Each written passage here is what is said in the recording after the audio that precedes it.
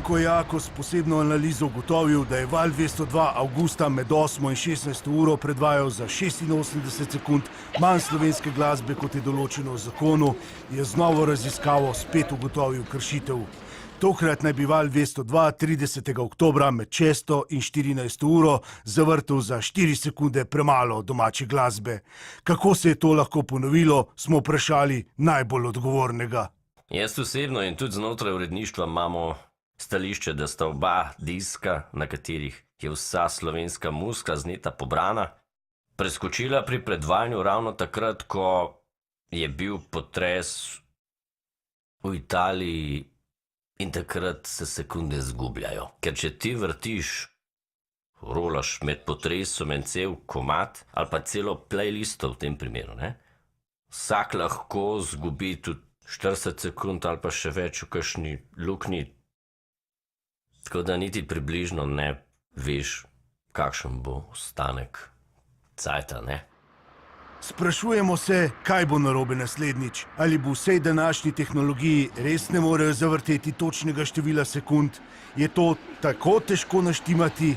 Načeloma imamo, mi predodajam, za sekunde v studiu izračunano število, da vrtijo slovenske komade s točno določenim obsegom, tako da tudi ne vem, kako se je to zgodilo, kdo je to zajebil.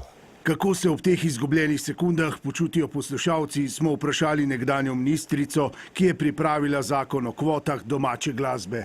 Jaz dobivam veliko mailov, veliko sporočil, tudi telefonskih, ravno v zvezi s tem, torej, da gre za zločin, kar z muziko počnejo uredniki ob tem, da nočejo gledati niti na samo uro. Kaj pa če za vsak primer kakšen dan zavrtimo več slovenske glasbe, pa imamo potem v dobrem? To je odvisno od RTV-ja, kakšen postopek bo vzel pol. A ste lahko bolj konkretni? Ja, prosil me je folk, da bi jaz skočila in muziko rolala. Ta dejavnost mi leži, pa imam svoje MP3-je. Ali to pomeni novo revolucijo v glasbenem svetu? Bodo ministri res postali radijski DJ-ji ali bodo radijske postaje glasbenikom začele naročati skladbe po sekundah? Nekaterim se zdi to pametna ideja. Na pol legalno, na pol na črn že pišemo skladbe, pa besedila, pa ne vem kaj ne. Ker vsak pametno to dela, ne. Zdaj smo se mi rekli, tle je foldarja, tamo jim pokasirali, evo, hop, imate komade, rolite, pa tako, plačite denar, ful tega denarja, ne, pač to je bistvo vsega tega biznisa.